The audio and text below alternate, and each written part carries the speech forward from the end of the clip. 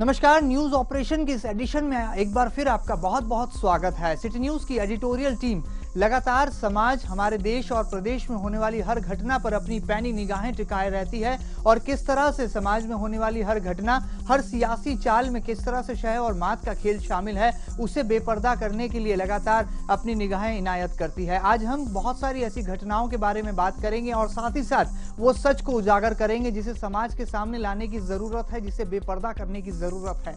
News operation के इस addition में आज सबसे पहले बात होगी प्रदेश की शिवराज सरकार की। जी हां, सूबे के मुखिया और प्रदेश के मुख्यमंत्री शिवराज सिंह चौहान इन दिनों अपने मंत्रिमंडल में विस्तार को लेकर मंथन के दौर से गुजर रहे हैं। हालांकि व्यापम के वैक्यूम ने उन्हें चारों तरफ से घेर रखा है और विपक्ष भी कहीं कोई कसर बाकी नहीं छोड़ रहा है। ऐसे हालातों के बीच भी संघ से मिली प्राणवायु के बाद मध्य प्रदेश के मुख्यमंत्री शिवराज सिंह चौहान ने अपनी टीम का विस्तार करने के लिए पूरी तरह से दृढ़ संकल्प ले लिया है, या कहा जाए पूरी तरह से ठान ली है उन्होंने।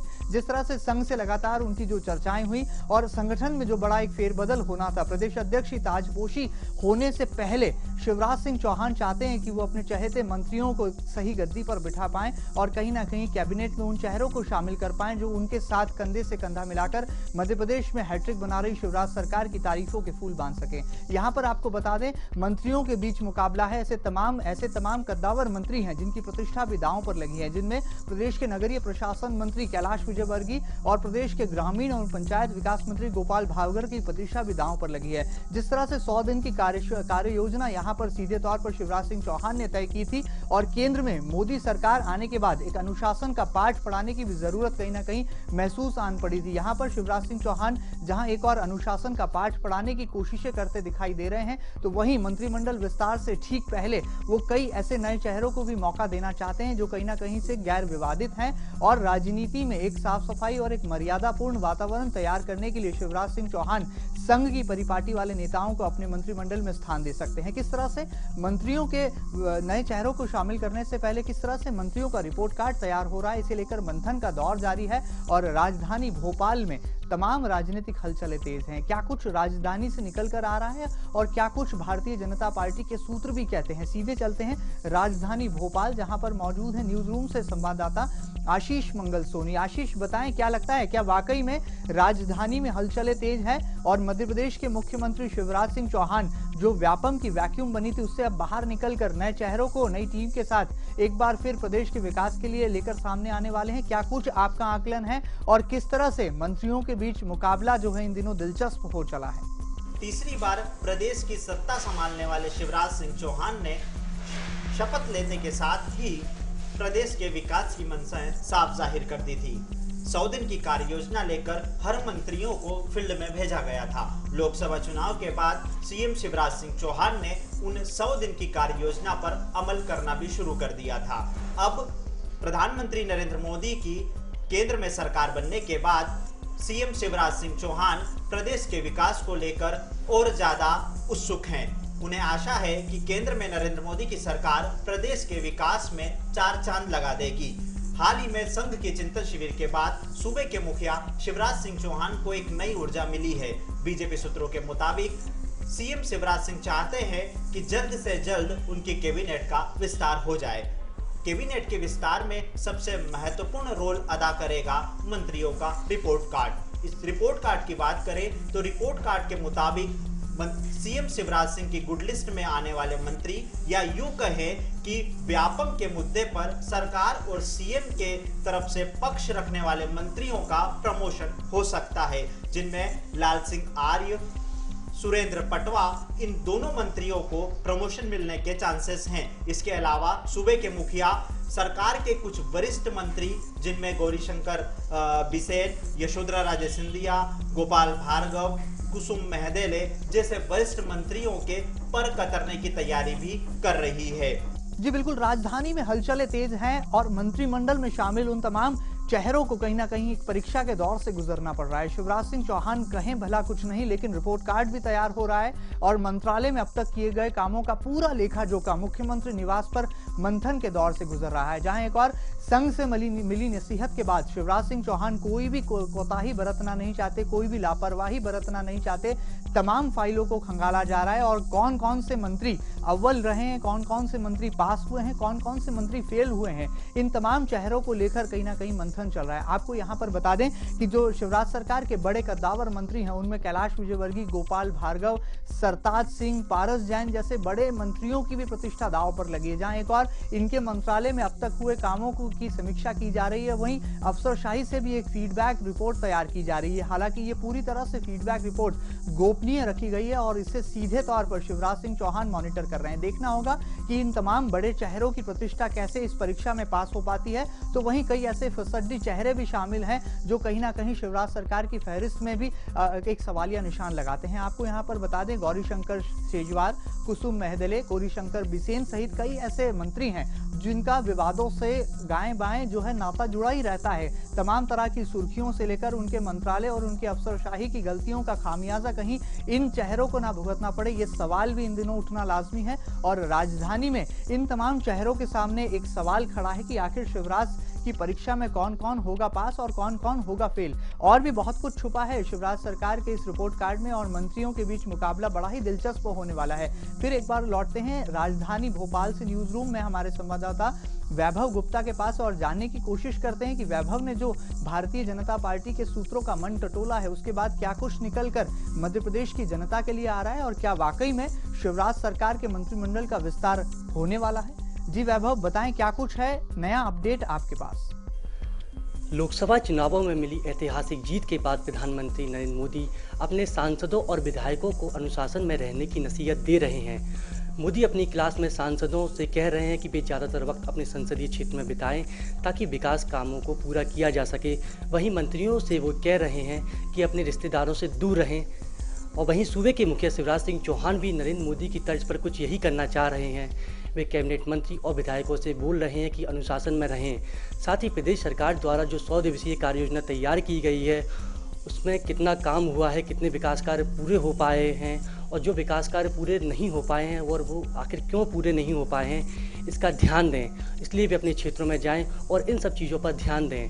नरेंद्र मोदी दूसरे देशों का दौरा कर रहे हैं, दूसरे देशों से अपने संबंध मजबूत कर रहे हैं। वहीं शिवराज सिंह चौहान भी करना तो कुछ यही चाह रहे हैं, लेकिन व्यापम घोटाले के चक्कर में वो प्रदेश में बंद से गए हैं क्योंकि व्यापम घोटाले ने सरकार की छवि लगातार खराब कर रही है।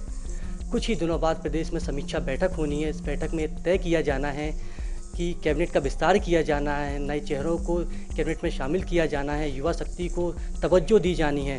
लेकिन किस तरह से शिवराज सिंह चौहान अपने कैबिनेट मंत्रियों के पर काटेंगे, ये बहुत बड़ा सवाल है सीएम शिवराज सिंह चौहान के सामने।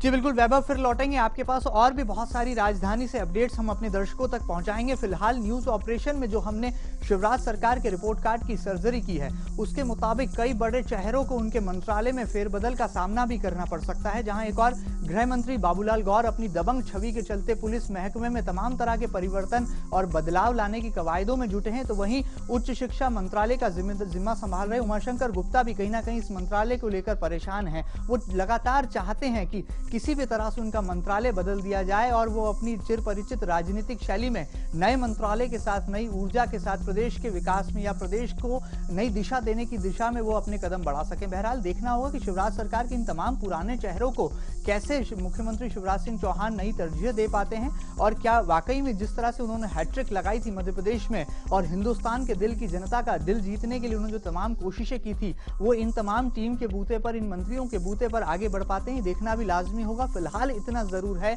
कि कई बड़े ऐसे नामचीन चेहरे हैं जिनकी प्रतिष्ठा भी दांव पर है और कई मंत्री ऐसी फहरिस्त में इंतजार के साथ खड़े हैं कि कब उनका मंत्रालय बदलेगा और सही तरीके से वो अपना परफॉर्मेंस दिखाने में मध्य प्रदेश यानी कि सूबे की जनता के सामने आ पाएंगे। बहरहाल आगे बढ़ते हैं और राजधानी से जरा आर्थिक राजधानी इंदौर की तरफ आते हैं। इंदौर में यूं तो बहुत सारी खबरें हैं, लेकिन मध्य प्रदेश क्रिकेट एसोसिएशन से जुड़ी तमाम हलचलें जो हैं इन दिनों खासी सुर्खियां बटोर रही हैं। जी हाँ, लाजमी सी बात है, जब देश में केंद्रीय मंत्रालय की कमान संभाल चुके वर्तमान सांसद ज्योतिरादित्य सिंधिया का नाम एमपीसीए के साथ जुड़ा हो तो सुर्खियां भी सामने आना लाजमी है। लेकिन वहीं दूसरी दूसरी ओर उन्हें चुनौती देने के लिए प्रदेश के काबीना मंत्री कैलाश विजयवर्गीय जब उनके ठीक सामने खड़े हों तो ऐसे में बहुत सारे सवाल खड़े हो जाते हैं। क्या एक बार फिर खेल के मैदान में सियासत हावी हो चली है? क्या राजनेता खेल एसोसिएशन की बागडोर से दूर नहीं होना चाहते? जिस तरह से ज्योतिरादित्य सिंधिया परंपरागत ढंग से इस एमपीसीए यानी कि मध्य प्रदेश क्रिकेट एसोसिएशन की कमान अपने पास रखना चाहते हैं, तो वहीं क्यों आखिर कोई बड़ा खेल प्रेमी या कहा जाए पुराना कोई खिलाड़ी सामने नहीं आता जो कि एमपीसीए की बागडोर संभाल सके? पिछले दिनों ज्योतिरादित्य सिंधिया इंदौर भी आए और उन्होंने बातों ही बातों में सदस्यों से चुनावी चर्चाएं भी कर ली, लेकिन यहां पर एक सवाल अब भी बरकरार है, क्या चुनाव होंगे?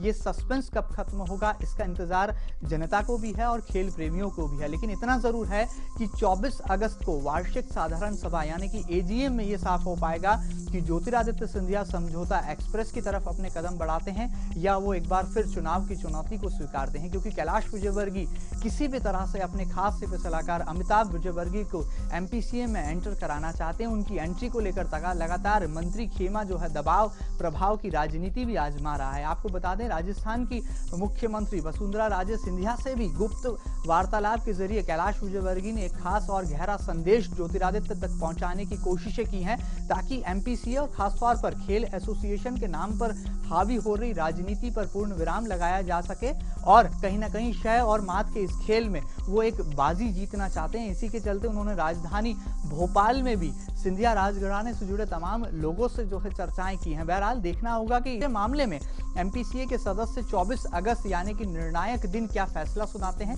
क्या वो सिंधिया को चुनाव के ट्रैक पर उतारते हैं या समझौता एक्सप्रेस में बिठाते हैं, ये देखना भी लाजमी होगा। और इन तमाम सवालों के बीच सरगर्मियां बेहद ही परवान चढ़ रही हैं। इस पूरे मसले पर एक रिपोर्ट तैयार की सिटी न्यूज संवाददाता पीयूष पारे ने और बहुत कुछ जाना कि क्या कुछ मध्य प्रदेश क्रिकेट एसोसिएशन के गलियारों में चल रहा है। यहाँ पर फिर लौटते हैं न्यूज रूम में और बात करते हैं पीयूष पारे से। पीयूष, क्या कुछ नया अपडेट है?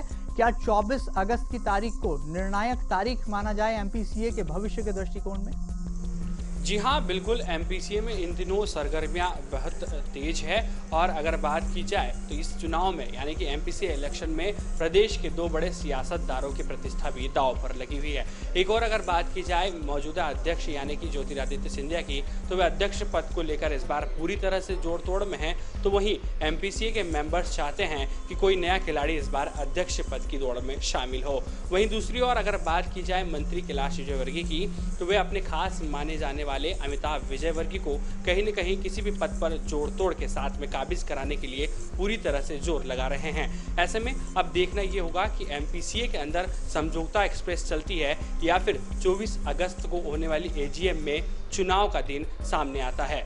जी पीयूष, आपके पास फिर लौटेंगे और भी बहुत सारी अपडेट्स लेके, लेकिन यहाँ पर दर्शकों को बता दें कि खेल एसोसिएशन के नाम पर शह और मात के इस खेल में कहीं ना कहीं बहुत सारे ऐसे खेल प्रेमी हैं, बहुत सारे सियासत के ऐसे चेहरे हैं जो अपनी प्रतिक्रिया प्रत्यक्ष और अप्रत्यक्ष रूप से दोनों रूप से दर्शकों तक पहुंचाना चाहते हैं और कहीं ना कहीं एमपीसीए के गलियारों में जो तमाम चर्चाएं चल रही हैं उन पर भी विराम लगाना चाहते हैं। इन तमाम सरगर्मियों के बीच, इन तमाम हलचलों के बीच पूर्व सांसद और देवास से अपना वोट रखने वाले एमपीसीए के सदस्य सज्जन सिंह वर्मा ने भी एक बड़ा बयान दिया है।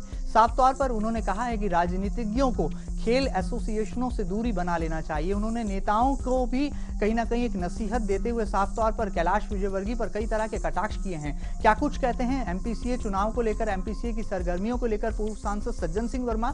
सीधे उन्हीं से जान लेते हैं और क्या कुछ उनकी पहली प्रतिक्रिया है और वो कौन कौन सी नसीहतें हैं जो वो सीधे तौर पर कैलाश विजयवर्गीय को देना चाहते हैं। यहाँ पर सीधे उनसे जान लेते हैं क्या है उनकी पहली प्रतिक्रिया। जी सज्जन सिंह वर्मा जी, आप बताएं क्या कुछ है मध्य प्रदेश क्रिकेट एसोसिएशन की गलियारों में पर्दे के पीछे का सच?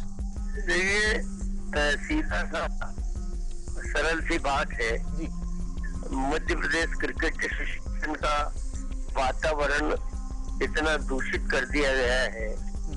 एक राजनीति में काम करने वाला व्यक्ति जिसकी महत्वाकांक्षा इतनी बढ़ गई कि वो राजनीति के क्षेत्र से एमपीसीए का चुनाव, एमपीसीए पे कब्जा करना, इंदौर डिवीजन क्रिकेट क्लब पे कब्जा करना, ये क्या बात है? एक तरफ वही व्यक्ति बोलता है कि खिलाड़ियों को आगे आना चाहिए, खिलाड़ियों को चुनाव लड़ना चाहिए। अरे भाई, तो तुम पहल करो ना जी, अपनी टीम की तरफ से खिलाड़ी को लड़ाओ ना अध्यक्ष पद का, और दूसरी तरफ आप प्रशासन और शासन तंत्र का दुरुपयोग कर रहे हो।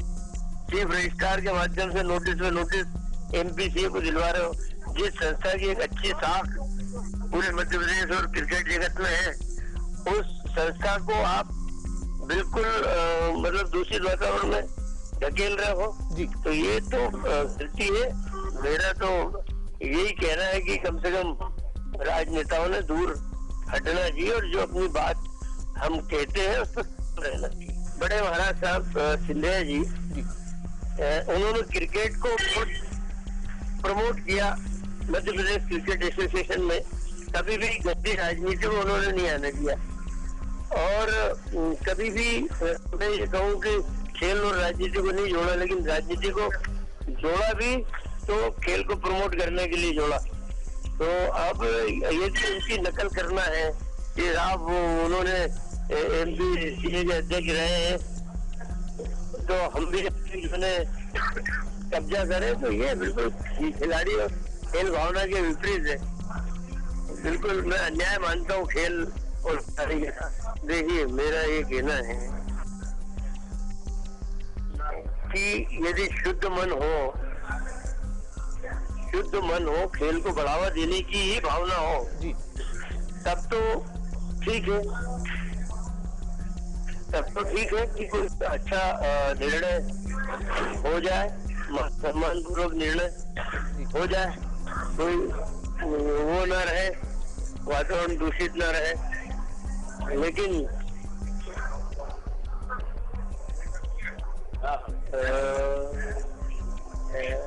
हम बार्गेन करें राजनीति के आड़ में, बार्गेन करने की कोशिश करें कि ये पद चाहिए, वो पद चाहिए, तो जो एक व्यक्ति एलिजिबल है उसको आप नीचे के पद पे लाओ, धीरे धीरे ऊपर लाना, इस तरीके से समझौता करता है।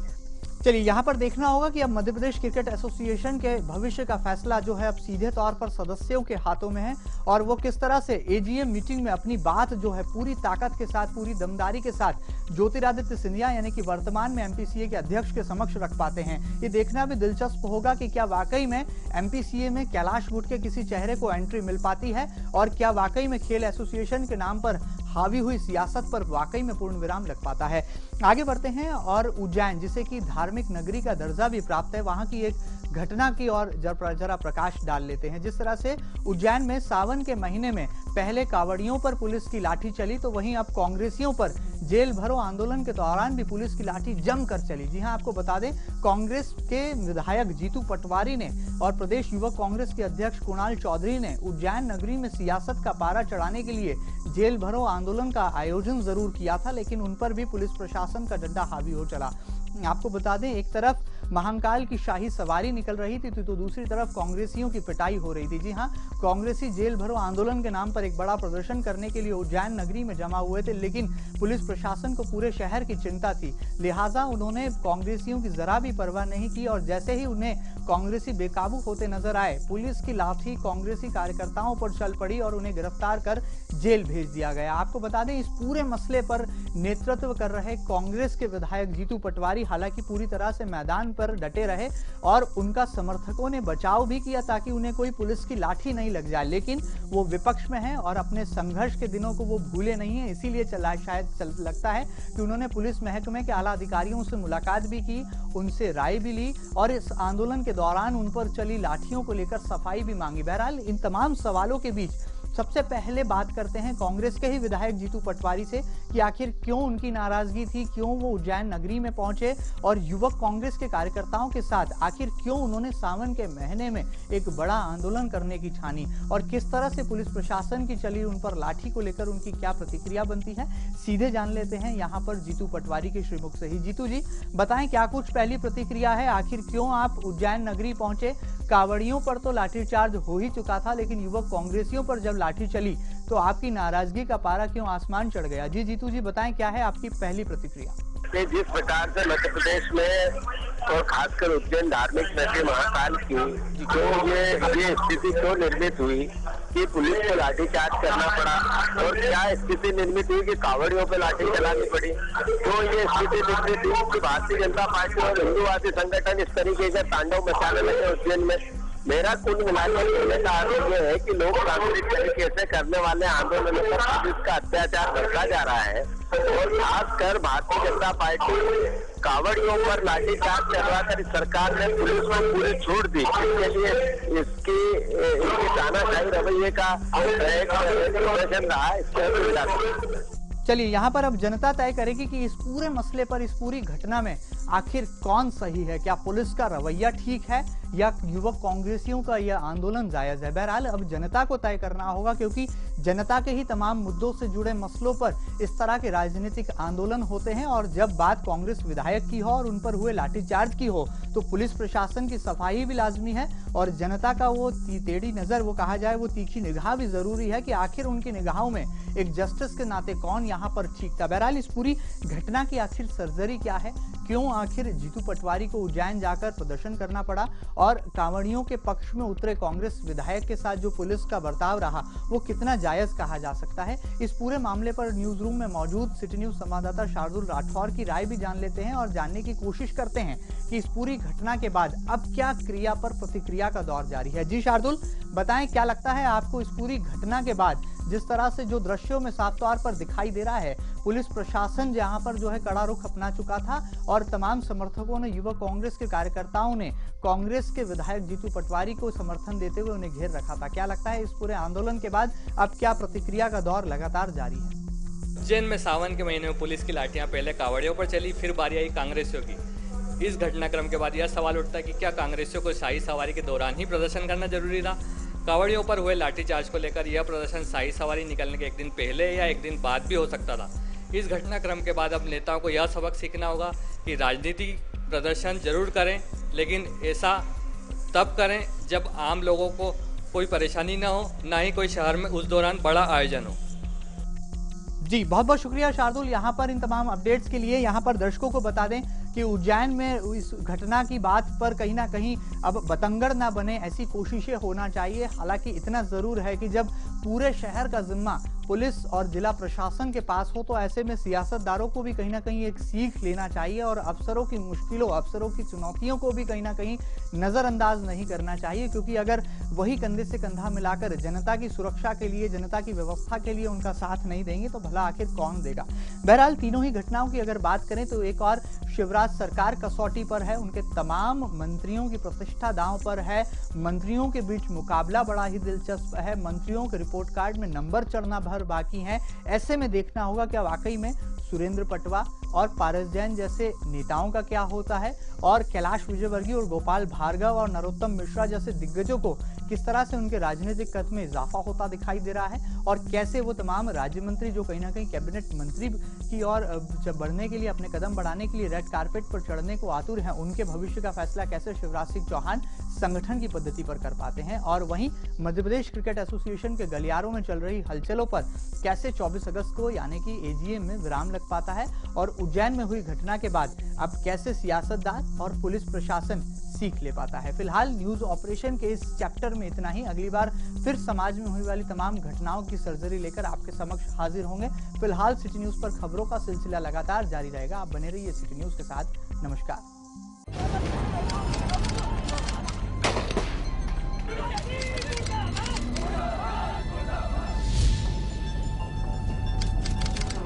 और